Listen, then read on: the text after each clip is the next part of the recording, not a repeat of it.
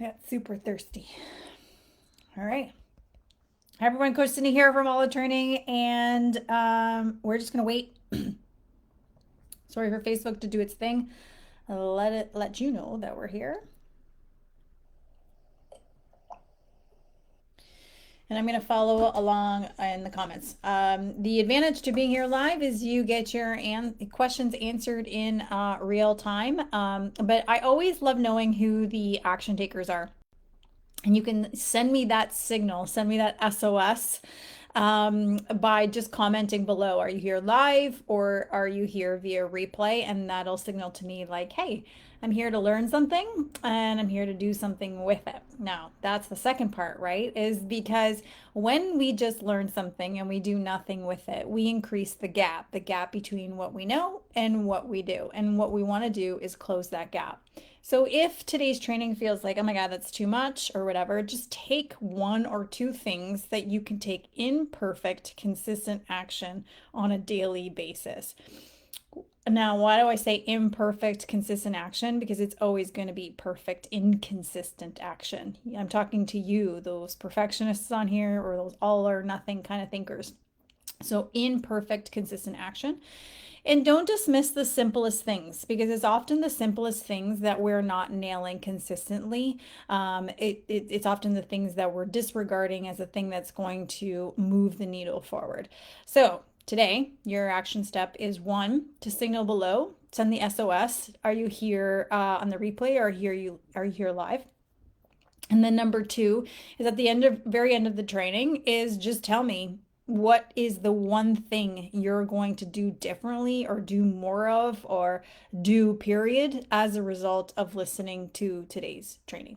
That's your second SOS signal. All right.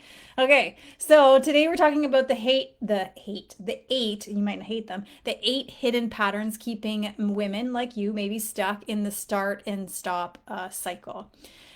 So we're continuing on with mindset. We're talking about this idea of like, I'm a really good starter, but not the best finisher at things. And we've all been there. You lose the weight, you feel good, you're doing the things, and then life happens. So what do I mean? Well, stress happens. Maybe it's a busy season, family stuff, work deadlines, kid schedules. It's transition from summer to fall. It's a move, it's appointments, it's aging parents. I could go on and on and on. The habits kind of slide and then the weight creeps back and you kind of feel like you're back at square one again. What I often hear women say is like, God, I felt so good. Why did I let that go? I felt good in my body, felt good what I was doing, and I just want to get back there, right? That's the cycle. You kind of gain it, you lose it, you repeat. Habits on, habits off, motivation on, motivation off, right? So if you're sick of starting over, you need to look at what's actually keeping you stuck because you are stuck, right? In a kind of a starting over pattern.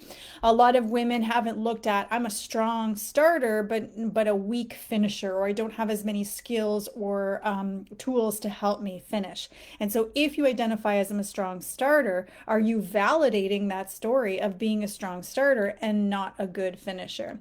So it really is a pattern of stuck, even though maybe those seasons where you were on with your habits, you were losing, your motivation was on, lasted a lot longer, but you lost it. It is a pattern and it is keeping you stuck, right? If it's not a lack of knowledge, if it's not a lack of discipline, then we need to ask, well, then what is it, right? It's kind of like this ingrained pattern that's on repeat. So today we want to look at 8 common patterns that I encounter when first starting to chat with women who are exploring what I do is one-on-one personalized online coaching. Okay. So this is where if you don't have your piece of paper and your pen, you might want your piece of paper and your pen.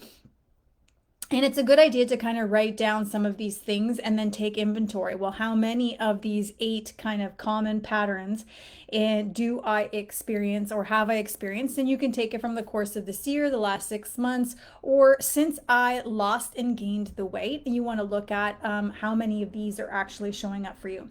Because here's why. is a lot of women will focus on the thing, but not the root cause, the pattern. So they'll focus on, why did my snacking increase? Why am I eating late at night? Now I'm eating more carbs. Now I'm drinking more alcohol. Now I'm not working out. Now I'm not walking or getting my steps in. Now my sleep is crap. And then my weekend overeating is happening. And they're like, why? But we're not zooming out to look at, okay, well, do I have any of these 8 ingrained thinking patterns or mindset traps patterns that makes these things happen? This is the symptom. This is the root cause. Does that make sense? Give me a thumbs up if that's making sense. So we want to explore root cause issues, because then you're going to be asking the right things of yourself to solicit change, and you're going to be focusing on the right things. So the first one is the comparison trap. So comparison is the fastest way to sabotage yourself. You think it's motivation, but really it drains the exact energy you need to make change stick. You compare to, let's say, the version of you from 10 years ago. I used to be able to eat whatever I want and stay lean. You compare to other women. She's lost 20 pounds. Why is it so hard for me, right? So every time you compare, you pull yourself out of action and into judgment.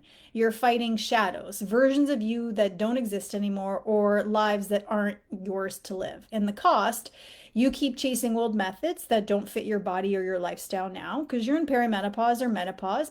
You also maybe have kids when you didn't have kids before. You're also married, or maybe been divorced, or it's like you moved to a different city, whatever that looks like. You chase old patterns that don't fit your body or the lifestyle that you have now.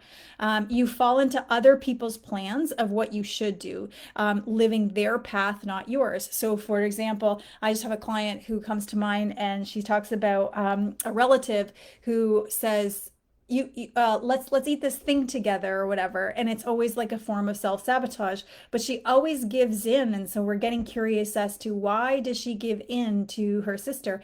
Because when she's not on her path, she's abandoning herself, and now she's doing what her sister wants, which isn't the path that she wants to be on. And then that relationship becomes a little bit more tense, a little bit more friction in that relationship, because now she's seeing her sister as like a saboteur. So you keep chasing old methods that don't fit your current body or your lifestyle now. And I'll give you another example too, is a client who is like in denial that she's in menopause, and she's experiencing a lot of like side effects or symptoms of menopause. And so it's, in denial of that's where she's at. And because of that, she needs to do a different exercise approach, because her recovery is not the same. Her joints hurt. She's inflamed all the time. She's not going to the bathroom all the time, and her mood is up and down, and she's sleeping like crap. So you have to look at, am I chasing old methods that don't fit my current body or my lifestyle now? Am I falling into other people's plans of what I feel like I should do, living their path but not mine, right? You tell yourself it was easier back then, so it should be easy now. When it's not, that shame, it gives you a reason to quit. So it's like, I used to feel so easy, like I used to be able to eat what I wanted and just have to do the exercise thing, and I would maintain my weight. Or it's like, I used to just eat really healthy, but now that's not soliciting weight loss. So it's like, I don't know what to do now, right? So that is the other thing, the other trap that women fall into, right? It was easier back then, so it should be easy now. And when it's not, then you got shame that comes in, all of those heavy feelings come in, and then you use that as a reason to quit. You're battling an impossible fight. You can't be her again. You cannot live as your 25-year-old self. This isn't just useless, it's sabotage. So think about it. When you upgrade your phone, you don't complain it doesn't run like the old phone. You learn the new system. Same with your body. It's a new season, new operating system. So you're not failing because you're weaker now. You're in a different stage. Your hormones are shifting, your stress is high, your energy is pulled in 10 different directions. And even just like when I gave you that example of that client, it's like, it's not that she's weaker, it's that she's just in a different stage of life, and she needs to meet herself where she's at. So the strategies that worked at 25 or even 30 won't necessarily won't work at 45 or plus. That's not failure, that's biology, and that's just really reality. So the trap of comparison isn't just about weight or the habits. It's about kind of your identity. Every time you compare, you reinforce the belief that who you are now isn't enough. When that means whether you're comparing to someone else or whether you're comparing to a younger version of yourself. And that's a belief that keeps you stuck. So here's the reframe. You don't need to be her, whether that's your old version or someone else. You need to become the woman who solves for this reality in this season. And that's strength. So you're not stuck because you don't know what to do. You're stuck because you're measuring yourself against the wrong damn person or the wrong version of you, right? Today I was just listening to, I didn't finish it, but it was like a Jay Shetty interview with Madonna. And she said, everyone is judged by the version of you that they meet. And she said something pretty powerful is like she says like you basically the idea was that you live one life, but in that life you have many different versions of you. So somebody who met me in high school met me at that version of myself, in college and university met me at that version of myself, and who I am at 40, almost 45, is like a different version of me. They're always meeting me at different versions of me. And there's always kind of people who meet you, and I've had this happen before where somebody meets you in the tip top of your weight loss journey and they only know you as that, and then you go and gain weight, or you go from gaining weight to losing weight and they only know you as that. So it's like just understanding that one, if you feel stuck and you're like, okay, this thing about comparison is really like resonating with me, right? It's just understanding that you are measuring yourself against a different version of yourself or of someone else that you are not. And if you do that, you're actually denying yourself the space to be a new version of yourself that could potentially be even better than the last version of yourself, right? That's called growth. But when you constantly hold yourself to a metric of a previous self, it's like you're holding yourself back from who do I want to be in this next chapter of my life or in this season of my life. When you compare yourself to someone else, then you start living that person's life. You move further away from like your authenticity, your own values, your own needs, because you're now on the path of someone else's journey, right? So where are you wasting energy comparing right now? Who are you measuring against? And if you dropped that story, what would open up for you today? Just some reflection questions if you're writing down, yeah, I'm in that comparison for sure, whether it's against someone else or myself. It's like these are some really great questions to help you pause and take inventory of what's there so that again, you're focusing on the root cause, not some of the symptoms as a result of comparison. So if that one's hitting home for me, I hope that you'll hit me up in the comments and tell me yes or no. And is it against your younger version of yourself or a previous version of yourself, or is it against someone else? The number two would be go big or go home. This is one of the biggest mistakes I see women make. You try to overhaul kind of your entire life or basically all of your health and fitness habits in one shot. So it sounds like this. I'm cutting out sugar. I'm working out 6 days a week. I'm meal prepping everything and I'm going to bed at 9 p.m. And sure, you can do that. You can white knuckle that for a couple of weeks.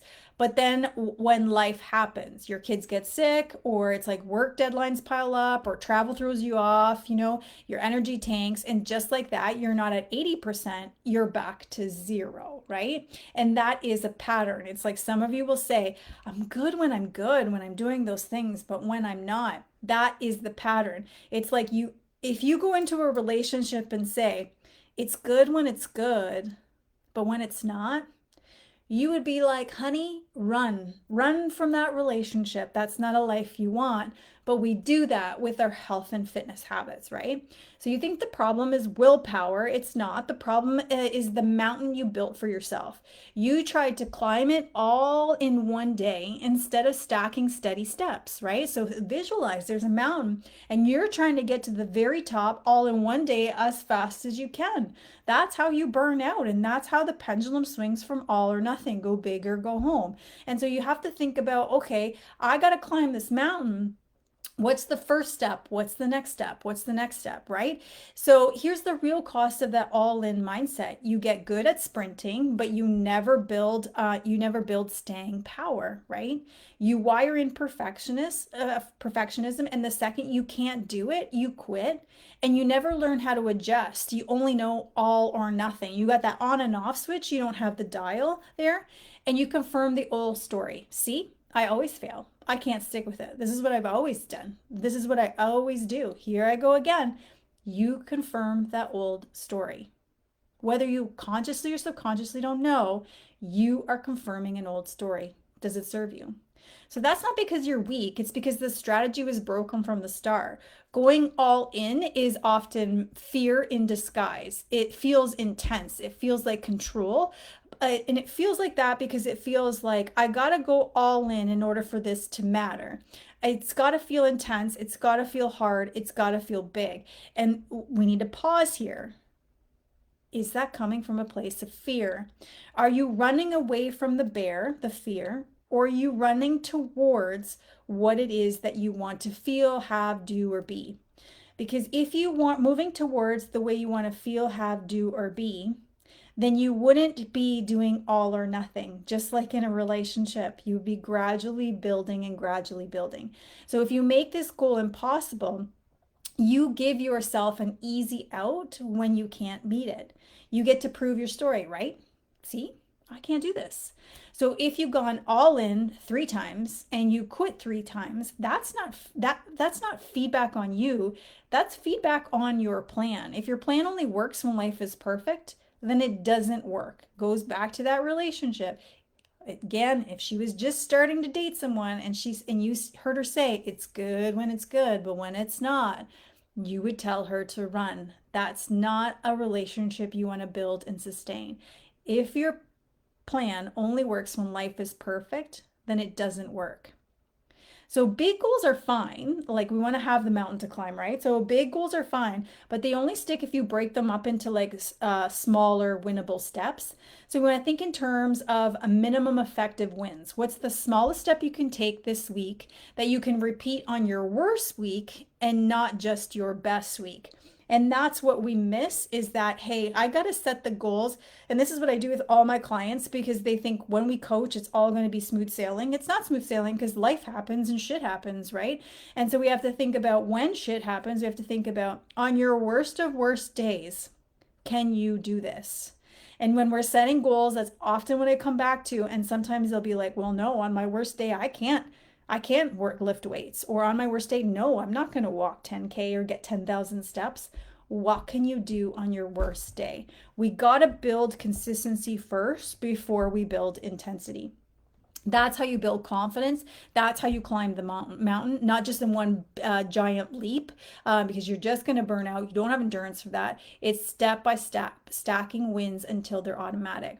So where have you been setting the bar too high that kind of it isn't impossible to sustain? And not impossible because you're trying to devalue yourself or think less of yourself, but just impossible to sustain because you've done it before so many times and you're very good at running there, but not keeping up with the pace. So you can get there, but you can't sustain it. Or maybe setting the bar so high that you have enough evidence to suggest, I have never been able to reach it there, and therefore I need to start off with the minimum effective dose. And with that, then what is the minimum effective step you can actually nail this week? And if you traded all in for always something, what would your results look like 6 months from now? So those are some reflective questions you can ask yourself if you're like, yes, this, go big or go home kind of approach resonates with me. That's the pattern that I have. You can ask yourself some of those reflective questions. Number 3, and again, if it's resonating with you, then I would love to hear from you in the comments is like, this is me. This is me. I don't know how to do this. This is my pattern.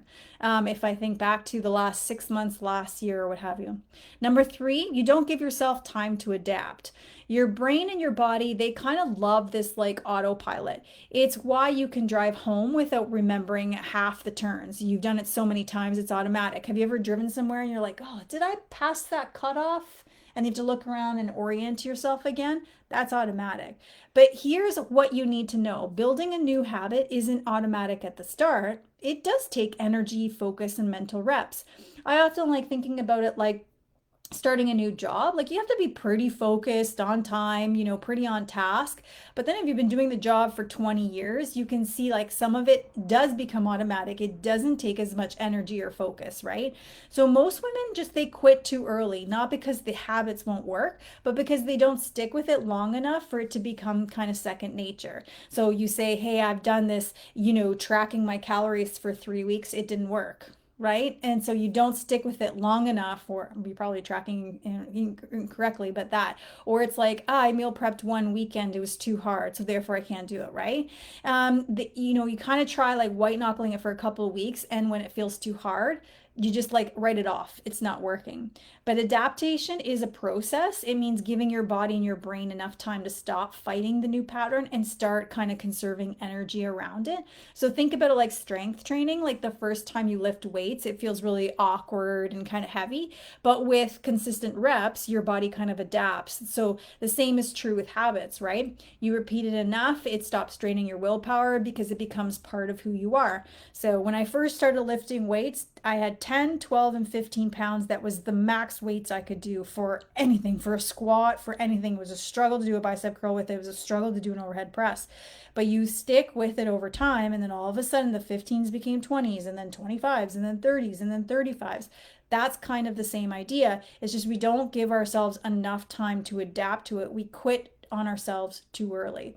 So here's what adaptation actually looks like. At first, it feels really clunky. You're thinking about every move. So you're thinking about all the food, you're thinking about your macros, you're thinking about your protein, you're thinking about your fiber, you're thinking about your hydration, you're thinking about eating slow, eating mindfully, right? And then you're thinking, in the gym, you're thinking about, okay, did I hit every body part, cardio to weight training? Did I lift heavy? Did I do progressive overload? All of those things. At first, it feels clunky. You're thinking about every move. Then it feels uncomfortable. You're tempted to fall back in old patterns. And I always like to say it's like the old self and the new self kind of battle it out here. And that's kind of what's happening, right? You're at that uncomfortable stage. And then that is like the stage where it's like, do I have enough stick to itiveness to push through this grind phase to then see the results, the fruits of my labor? Then one day you don't even think about it. You just do it. That's when the habit is kind of locked in. The mistake is believing that slow means wasted time. Slower adaptation isn't wasted. That means it's permanent. Quick fixes burn fast and fade. And I just had a client who's like doing this, I'm not even gonna name it. She's doing this program. And I said, oh, is that something you can see yourself? And she's like, I'm down 20 pounds. I feel so great. And then I said, that's really great. Is this something that you see yourself doing for 15, 20 for the rest of your life? It's just a for now. Got it. What are you gonna do after you're done? Figure it out when I get there. That is a quick fit, fast, and it fades fast, right? Adaptation takes longer up front, but it gives you freedom later. Adaptation is your mind and your body negotiating new rules.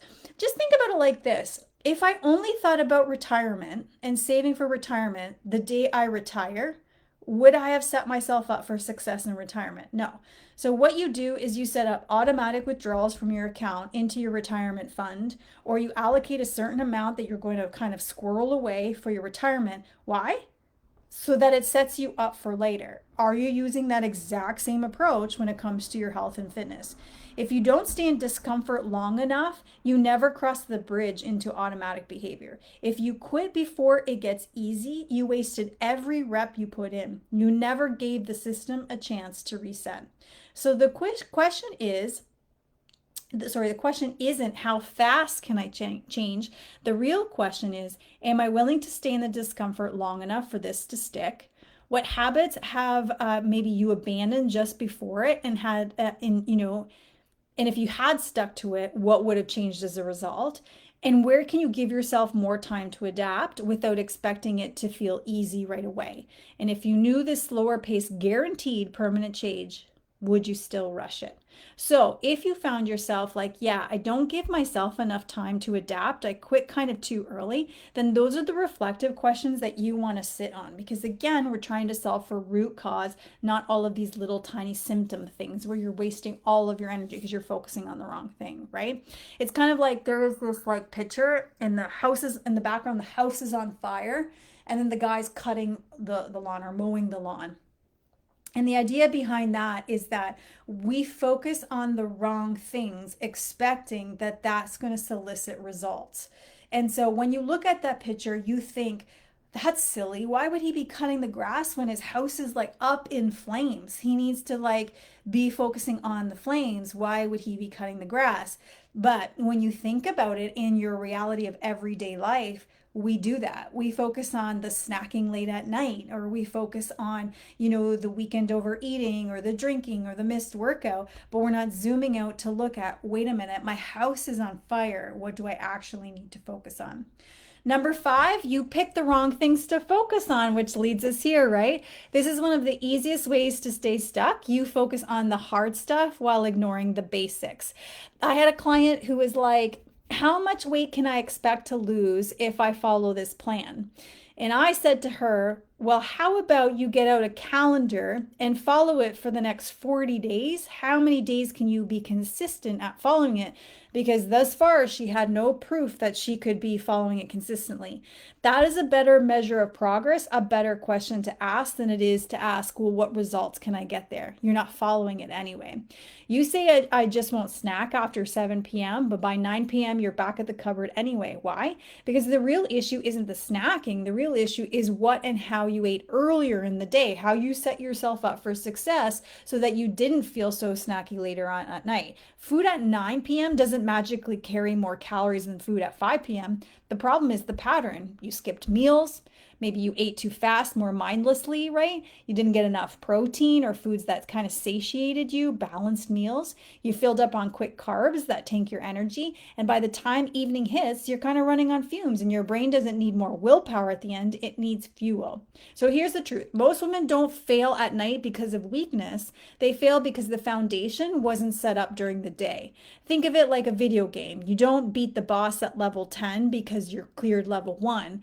But so many women try to fix the advanced problem while skipping the basics. You need to fucking master level 1 and then go into level 2 and level 3. You got to go through all the levels, assuming there's level 10 levels. You got to go through all the levels before you can master the game, master the big beast at the end, for example. But some of you are not. You're going from level 1 wanting to go right into level 10 here. So, what you're trying to do is solving the immediate thing that you feel is the issue, thinking it's one thing. But oh God, I've been doing this for 16 years. It's not one thing. It's many different leaks in the bucket. And you think if I plug this one leak, stop snacking, that it means that there's no other leaks coming out of the bucket. And that's just not true. You're not able to zoom out and look at what are all the leaks and how do I collectively at one time kind of try and cover as many of the leaks as possible so that less water is coming out of the bucket than I'm actually filling it up with, right? And so that's what we want to focus on. When you focus on, it's I got to stop overeating, I got to stop snacking, I got to stop blah blah blah, right? You got to zoom out and look at what is the pattern. The example at nighttime is like for most women who eat at nighttime, it's because one, they skipped breakfast, they skipped lunch, or had a mediocre lunch, or they had like quick kind of snacks that didn't keep them satiated. They didn't drink their water. They were super rushed and super busy throughout the day.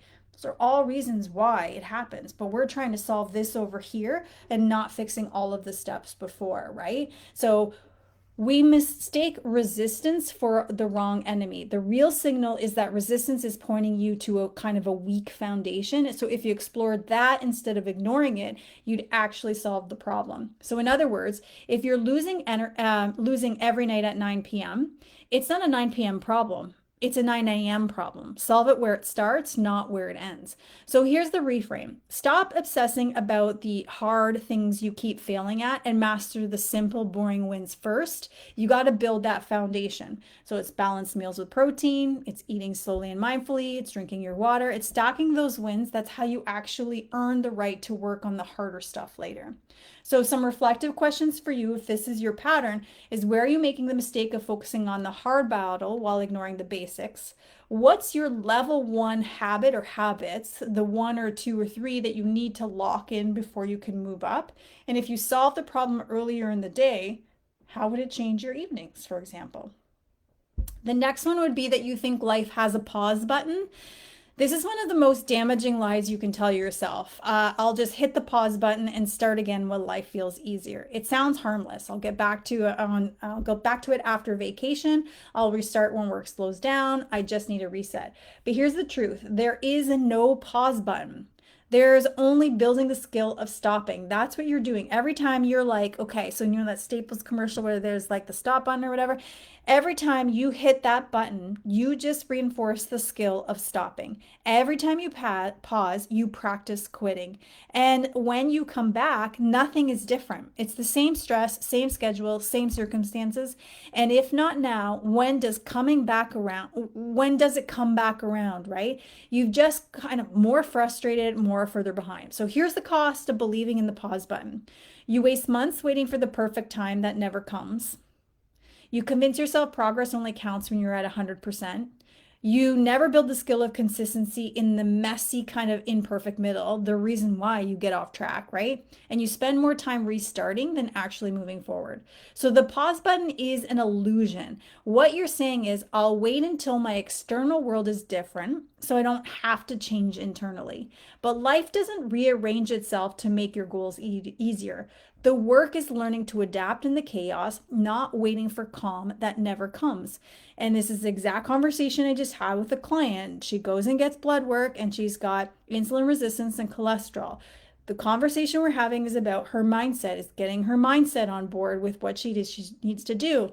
And it was a hard fact for her to accept, like, your body is not waiting for you. We've gone from here to here. It's sending you signals and signs to say, it's not going to wait for your mindset to catch up. It's showing you the signs now, the impact of your decisions over time now. So, what is the point of change? So, the bottom line is, if your plan only works when life is perfect, then your plan doesn't work, period. So, here's the reframe for you if you think, hey, I just keep hitting the pause button every time X happens. You don't need a perfect effort. You need scalable effort. So some weeks you're at 80%, other weeks maybe you're at 60, but you're still in the game. You don't stop, you don't pause, you adjust, right? So it's like my clients learn, what does 80% look like? And then on those hard weeks, like report card weeks, for example, what does your 60% look like? You don't stop, you don't pause, you just adjust. That's the real kind of skill, right? Progress even when it's messy, because if you can only succeed when everything lines up, you're never going to succeed. So where in your life are you hitting the pause button and telling yourself you'll start again? What would it look like to scale back instead of like stopping completely? And if you dropped the pause button and kept moving at 60% instead of zero, how much further ahead would you be in the next 6 months, right? The next mindset is fear of failure. This one runs deep, right? You say you want change, but underneath it's fear that's kind of running the show, fear of failing again. So what do? You kind of protect yourself by never going all in. You kind of dabble, you kind of half try, half ass. You say, I'll see how it goes. That way, if you quit, you can always say, well, I wasn't really trying anyway, or some version of that. But here's the truth, that's not protection.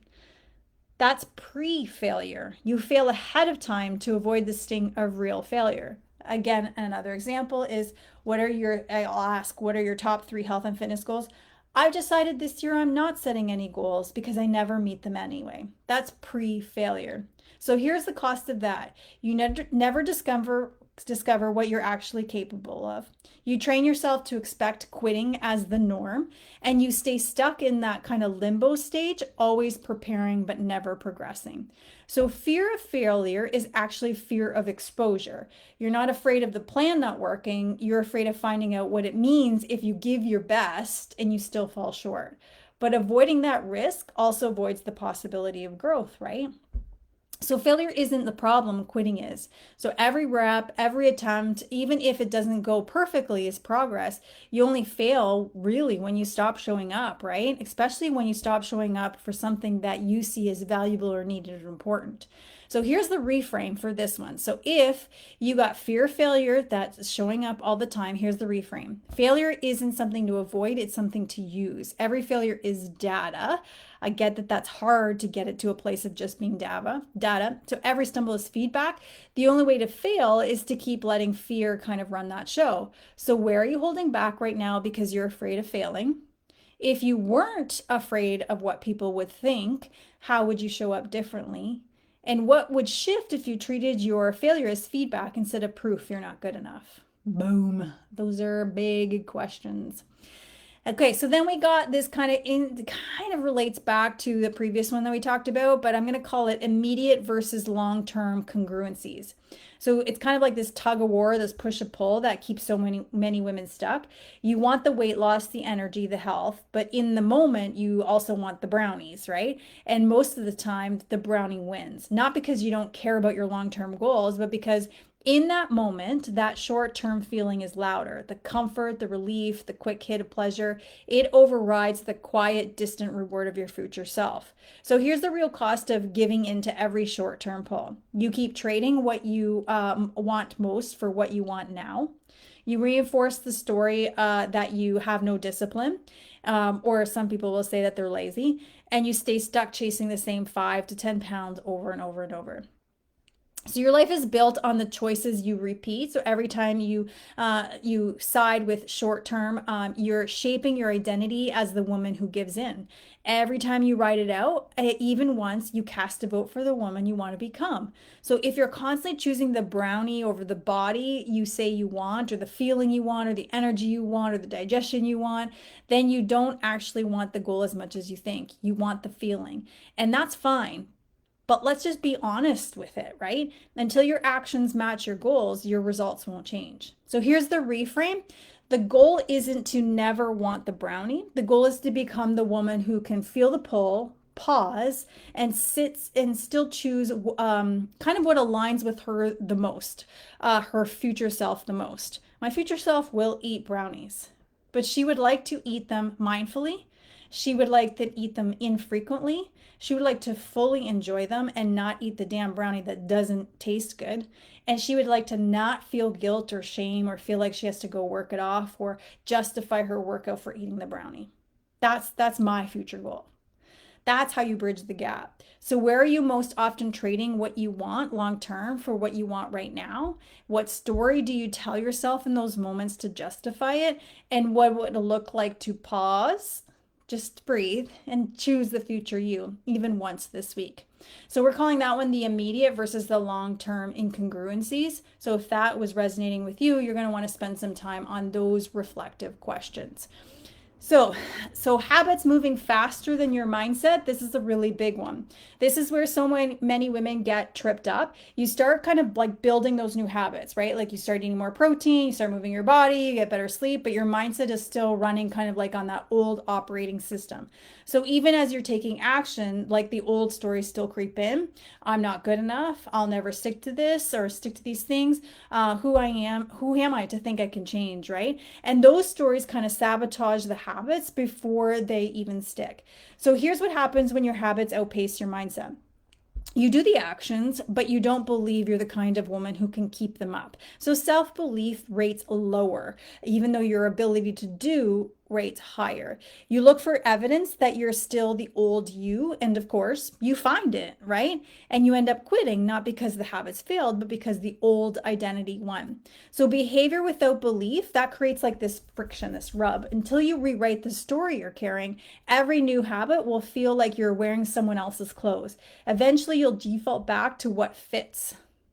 Well, what fits is that old identity, right? So you can't build a new body with kind of that old mindset. If your head is stuck in the past, it doesn't matter how perfect your plan is, you'll find a way to burn it down, right? So here's the reframe if this is speaking to you. Lasting change isn't just physical, it's got to be mental and emotional. When a woman comes to me and says that they've tried so many things, they have tried so many things in the physical domain, they have not tried things that are in the physical, the mental, and the emotional, and for some women, spiritual as well. You need to train your mindset the same way you train your muscles. Every time you choose the new action, you're proving the old story wrong. That's how you shift from I'm not good enough to I'm a woman who follows through. So some reflective questions you can ask if this is resonating with you is what's the old story you keep carrying that clashes with your new habits? Where have you already proven the story wrong? And what new story do you need to practice every day until it feels as natural as the old one? We're nearing the end, guys. Okay, so the next one is you're not considering the stage of life you're in. And we kind of already touched on this one, but let's go a little bit deeper. Another reason women keep starting over is you're trying to run a plan that doesn't match the season of life that you're in, okay? You remember that what worked in your 20s and your 30s, skipping meals, double workouts, cut carbs for a few weeks, and then the weight dropped fast. So you go back to kind of those strategies now, but your body isn't the same, your hormones aren't the same, your life isn't the same.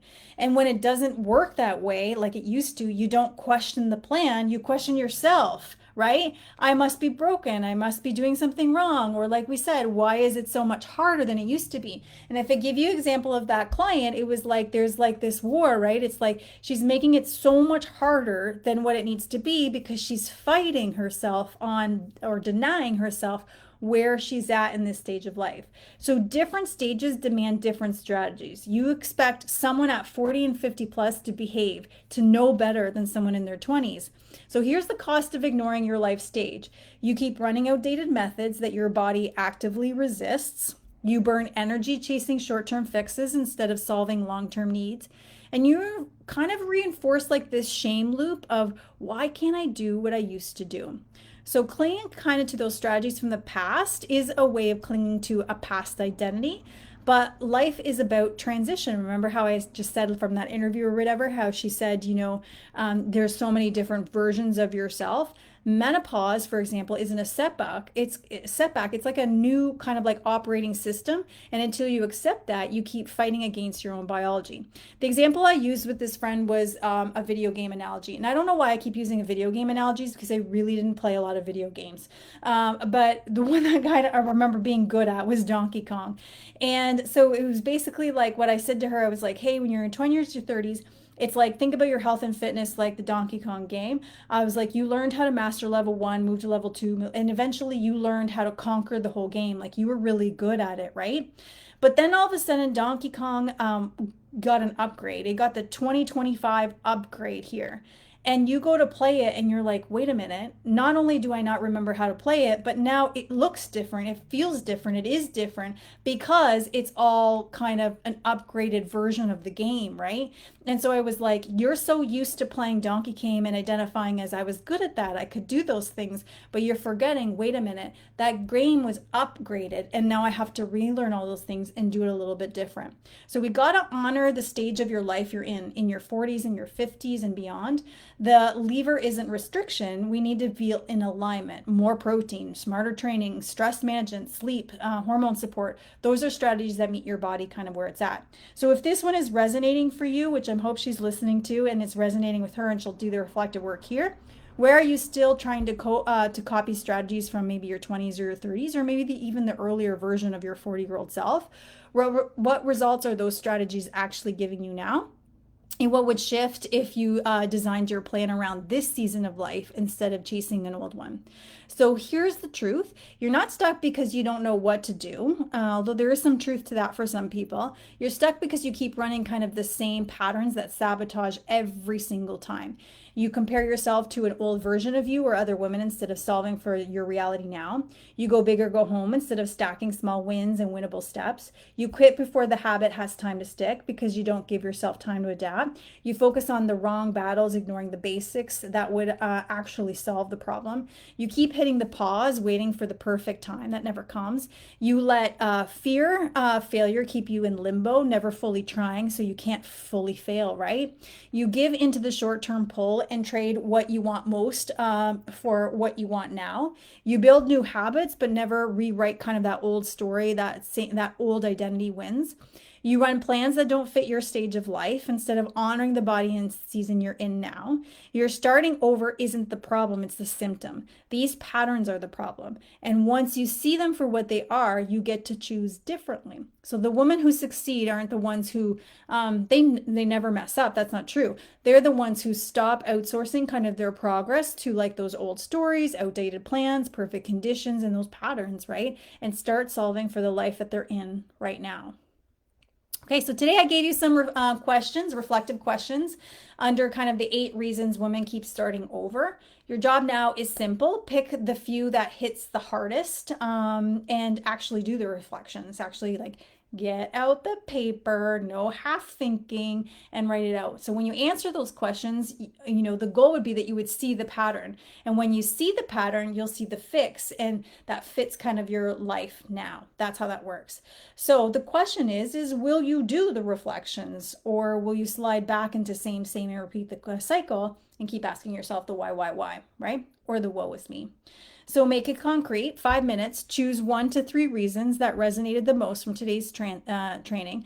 Go back, answer the prompts in writing. Pick one minimum effective action for this week that breaks the pattern. Schedule it, the when, the where, the how, the why, and set your 60% for those messy days, just like we talked about. And then review it in 7 days. Did you do it? What needs tightening? No pause button, just like honest reflection, one clear action, and repeat it until it sticks. So are you going to do that? So hit me up in the comments and let me know. Yes, Cindy, I'm the imperfect action taker, and I'm going to take action on that. I'm going to go back to those questions, write them out, no half thinking, half assing. I'm going to answer them, see if I can spot the pattern or whatever, and choose what's the ones that I want to focus on for the next week and going forward. So these trainings are designed to help you make connections. They're basically like help you take like bigger topics and then help you kind of simplify them, make sense of them, and then how do I apply them to my life, right? So this is your permission slip to become an imperfect action taker and take what you've learned today and just take action on it. So while these trainings provide you valuable steps, right? It's just one way I support women like you. I do custom personalized coaching. It's all remote as well, and that's where we look at all of it. So we look at nutrition, exercise, stress, and sleep to optimize weight loss, energy, and digestion as well, and your hormones as well. And then we do all of the mindset work alongside all of those habits. So it's not an afterthought, because we want to change your habits at the same rate that your inputs are going in. So it's high accountability as well. So if that's something that you're needing outside of these trainings, because these trainings aren't soliciting the change that you want to see, you're going to want to reach out into my DMs. Let me learn about your goals, and then we can go from there. Okay. You have some action steps as a result of listening to today. If you haven't dropped into the comments and said, I'm here, whether that's live or replay, that's your first step. And the second step is we want to close the gap between what we know and what we're doing. So as a result, tell me what is your imperfect action step as a result of listening to this today. I'm Coach Cindy, signing off.